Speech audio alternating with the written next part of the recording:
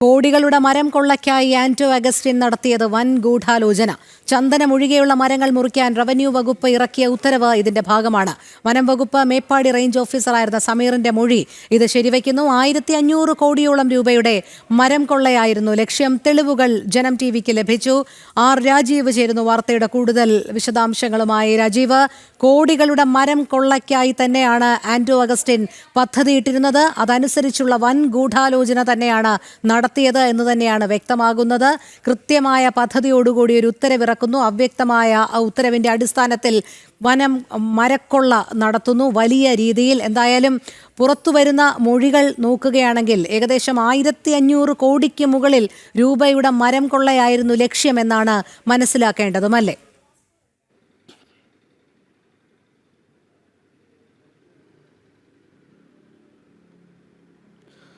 രോഹിണി, ആ രീതിയിൽ തന്നെയാണ്. ഏകദേശം 1500 കോടി രൂപയ്ക്കടുത്ത് മരം കൊള്ള നടത്താനാണ് ആന്റോ അഗസ്റ്റിൻ സഹോദരന്മാരും ഗൂഢാലോചന നടത്തിയത് എന്ന് തെളിയിക്കുന്നതാണ് ഈ പുറത്തു വരുന്ന രേഖകളും മൊഴികളുമെല്ലാം. അതായത് നേരത്തെ ആന്റോ അഗസ്റ്റിൻ പറഞ്ഞിരുന്നത് 1-2 കോടി രൂപയുടെ മരങ്ങൾ മുറിച്ചു കാണും, അതിന് തനിക്ക് ഒന്നുമല്ല, കാരണം കോടികളാണ് താൻ ശമ്പളമായി നൽകുന്നത്, അത്തരത്തിലുള്ള ഒരാൾ ഈ കാര്യങ്ങളൊക്കെ ചെയ്യുമോ എന്നായിരുന്നു ആന്റോ അഗസ്റ്റിൻ്റെ ചോദ്യമെങ്കിൽ അങ്ങനെയല്ല. ഏകദേശം 1500 കോടി രൂപയ്ക്കടുത്ത് മരങ്ങൾ മുറിച്ചു കടത്താനുള്ള കൃത്യമായ ഗൂഢാലോചനയായിരുന്നു ആന്റോ അഗസ്റ്റിൻ സഹോദരന്മാരും നടത്തിയിരിക്കുന്നത്. അതിൻ്റെ ഭാഗമായി തന്നെയാണ് 2020 ഈ ഉത്തരവ് പുറത്തിറങ്ങുകയും ചെയ്തത്. അതായത് 2020 ചന്ദനമൊഴികെയുള്ള മരങ്ങൾ മുറിച്ചു മാറ്റുന്നതിനുള്ള ഉത്തരവ് പുറത്തിറങ്ങിയത് മുതൽ ഇങ്ങോട്ട് വലിയ ഗൂഢാലോചന നടന്നിട്ടുണ്ട്. മാത്രമല്ല, അന്ന് മേപ്പാടി റേഞ്ച് ഓഫീസറായിരുന്ന സമീർ അന്വേഷണ സംഘത്തിന് നൽകിയ മൊഴിയാണ് നമ്മൾ പുറത്തുവിടുന്നത്. ആ മൊഴിയിൽ പറയുന്നതനുസരിച്ച് 3000 വീട്ടിമരങ്ങളാണ് മുട്ടിൽ മേഖലയിൽ മാത്രം ആന്റോ അഗസ്റ്റിൻ ഉൾപ്പെടെയുള്ള അഗസ്റ്റിൻ സഹോദരന്മാർ കണ്ടുവച്ചത്, മുറിക്കുന്നതിന് വേണ്ടി കണ്ടുവച്ചത്. 3000 വീട്ടുമരങ്ങൾ എന്ന് പറയുമ്പോൾ ഏകദേശം 1500 കോടി രൂപയ്ക്കടുത്ത് ഇതുവഴി നേട്ടമുണ്ടാക്കാൻ കഴിയും എന്നാണ് ഇവർ കരുതിയിരുന്നത്. അതനുസരിച്ചുള്ള ഗൂഢാലോചന ഈ വിഷയത്തിൽ നടന്നു എന്ന കാര്യത്തിൽ ഒരു സംശയവുമില്ല. ആ ഗൂഢാലോചനയ്ക്ക് തുടക്കം കുറിച്ചത് സെക്രട്ടേറിയറ്റിൽ നിന്നാണ്. അതായത് സംസ്ഥാനത്ത് മുഴുവൻ മരം മുറിക്കുന്നതുമായി ബന്ധപ്പെട്ടല്ല ആ ഉത്തരവിറങ്ങിയത്. അതും സമീറിൻ്റെ മൊഴിയിൽ പറയുന്നുണ്ട്. ആന്റോ അഗസ്റ്റിൻ സമീറിൻ്റെ ഓഫീസിലേക്ക് എത്തുകയാണ്. മുറിച്ച മരങ്ങൾക്ക് പാസ് നൽകണമെന്നായിരുന്നു ആവശ്യം. ഇതിനുശേഷമാണ് പറയുന്നത് വളരെ ബുദ്ധിമുട്ടിയാണ് ഇത്തരത്തിൽ ഒരു ഉത്തരവ് സർക്കാരിനെ കൊണ്ട് പുറത്തിറക്കിയത്, റവന്യൂ വകുപ്പിനെ കൊണ്ട് പുറത്തിറക്കിയത്. ഈ ഉത്തരവ് പുറത്തിറക്കിയത് ഇപ്പോഴത്തെ chief secretary A Jayathilak revenue secretary ആയിരിക്കുന്ന കാലയളവിലാണ്.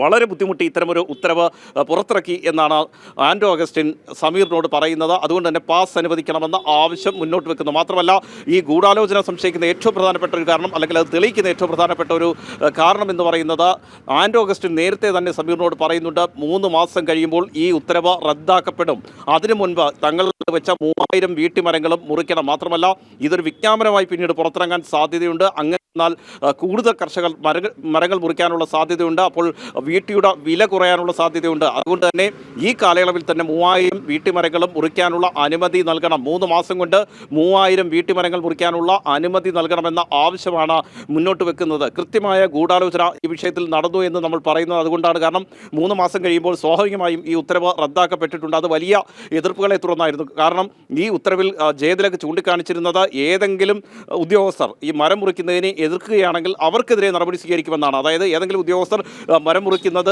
എതിർത്തുകൊണ്ട് രംഗത്ത് വന്നാൽ, അല്ലെങ്കിൽ ഏതെങ്കിലും തരത്തിൽ ഉത്തരവ് നൽകിയാൽ ആ ഉദ്യോഗസ്ഥർക്കെതിരെ നടപടി സ്വീകരിക്കുമെന്നായിരുന്നു ഈ 2020 പുറത്തിറക്കിയ റവന്യൂ വകുപ്പിൻ്റെ ഉത്തരവിൽ ചൂണ്ടിക്കാണിച്ചിരുന്നത്. അത് തന്നെ ഒരു ഗൂഢാലോചനയുടെ ഭാഗമാണ്. ഏതായാലും ആന്റോ അഗസ്റ്റിൻ ചൂണ്ടിക്കാണിച്ച പോലെ തന്നെ 3 മാസം കഴിയുമ്പോൾ ഉത്തരവ് റദ്ദാക്കപ്പെടുകയാണ്.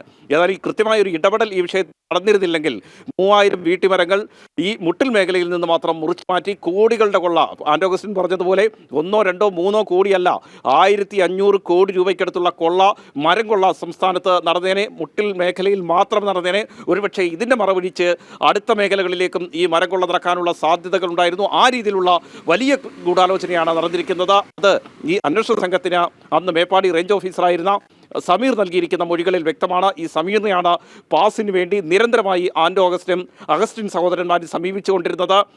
എന്നാൽ സമീർ പാസ് നൽകാൻ തയ്യാറായില്ല.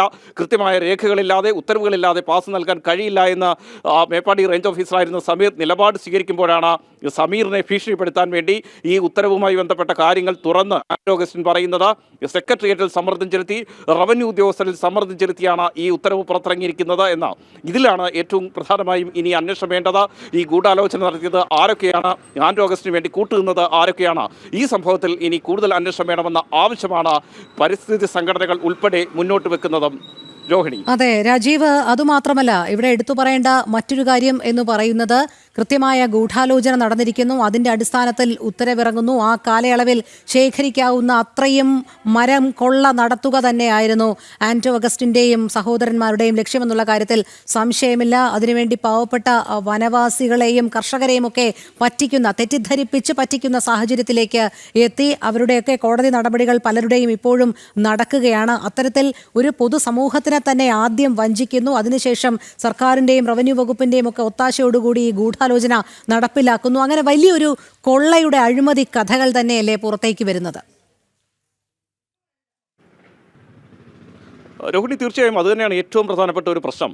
ഈ പാവപ്പെട്ട വനവാസികളെ പോലും ഇതിൽ കരുവാക്കി എന്നതാണ്. അതായത് ഒരു നേരത്തെ അന്നത്തിന് പോലും വകയില്ലാത്ത വനവാസി കുടുംബങ്ങളെയാണ് ഈ ആൻഡോ അഗസ്റ്റിനും അതുപോലെ തന്നെ അഗസ്റ്റിൻ സഹോദരന്മാരും ഇതിന് മറയാക്കിയത്, ഈ തട്ടിപ്പിന് മറയാക്കിയത് എന്നതാണ് ഏറ്റവും പ്രധാനപ്പെട്ട ഒരു കാര്യം. ആ സമയത്ത് പിടിക്കപ്പെട്ടില്ലായിരുന്നെങ്കിൽ എന്താകുമായിരുന്നു അവസ്ഥയെന്ന് നമ്മൾ ഈ സമയത്ത് ചിന്തിച്ചു പോവുകയാണ്. കാരണം കൂടുതൽ വനവാസികൾ ഇതിന് ഇരയാകുന്ന ഒരു സാഹചര്യം ഉണ്ടാകുമായിരുന്നു. പലപ്പോഴും ഈ വനവാസി മേഖലകളിലേക്കും കുടുംബങ്ങളിലേക്കുമൊക്കെ നമ്മൾ ചെല്ലുമ്പോൾ വളരെ ദയനീയമാണ് അവിടുത്തെ അവസ്ഥ. ആ അവസ്ഥ കണ്ടാൽ പോലും ഒരു തട്ടിപ്പ് നടത്തുന്നത് എങ്ങനെയെന്ന് നമ്മൾ ചിന്തിച്ചു പോകും. ആ അവസ്ഥ പോലും മറയാക്കിക്കൊണ്ടാണ് അവർ ഇത്ര വലിയൊരു തട്ടിപ്പ് നടത്തിയിരിക്കുന്നത്, മരം മുറിച്ച് മാറ്റിയിരിക്കുന്നത്. മരം മുറിച്ചതിന് ശേഷം ആ വനവാസി കുടുംബങ്ങൾക്ക് ഇപ്പോൾ ലക്ഷങ്ങൾ ആവശ്യപ്പെട്ടുകൊണ്ട് റവന്യൂ വകുപ്പ് നോട്ടീസ് നൽകുന്നു. എന്നിട്ട് പോലും അവരെ സഹായിക്കാനുള്ള യാതൊരു നീക്കവും അഗസ്റ്റിൻ സഹോദരന്മാരുടെ ഭാഗത്ത് നിന്ന് ഉണ്ടാകുന്നില്ല. വലിയൊരു മരം കൊള്ള മാത്രമായിരുന്നു ഇവരുടെ മുന്നിലുണ്ടായിരുന്ന ലക്ഷ്യം. അതിനെ പാവപ്പെട്ട വനവാസി കുടുംബങ്ങളെ മറയാക്കുന്നു. ഇതിനൊപ്പം തന്നെ ഈ ആൻഡോ അഗസ്റ്റിൻ സഹോദരന്മാരുടെ വീടിന് സമീപമുള്ള സമീപവാസികളെ പോലും ഇതിനെ മറയാക്കിക്കൊണ്ട് അത്തരത്തിൽ തട്ടിപ്പാണ്, ക്രൂരമായ ഒരു തട്ടിപ്പാണ് ഏതായാലും അഗസ്റ്റിൻ സഹോദരന്മാർ നടത്തിയിരിക്കുന്നത് എന്ന കാര്യത്തിൽ ഒരു സംശയവുമില്ല. പക്ഷേ അതിന് പിന്നിലെ വലിയ ഗൂഢാലോചന ഈ ഉത്തരവിലൂടെ പുറത്തു വരികയാണ്, ഈ മൊഴികളിലൂടെ പുറത്തു വരികയാണ്. വലിയൊരു ഗൂഢാലോചന ഈ വിഷയത്തിൽ നടന്നിരിക്കുന്നു എന്നതാണ് ഏറ്റവും പ്രധാനപ്പെട്ട ഒരു കാര്യം. അതിൽ അഗസ്റ്റിൻ സഹോദരന്മാർ മാത്രമല്ല, റവന്യൂ വകുപ്പിലെ ഉന്നത ഉദ്യോഗസ്ഥർ പോലും കൂട്ടുനിന്നിരിക്കുന്നു എന്നതാണ് വളരെ പ്രധാനപ്പെട്ട ഒരു കാര്യമാണ്. രോഹിണി. ശരി, ആർ രാജീവാണ് വിശദമായ വിവരങ്ങൾ നൽകിയത്.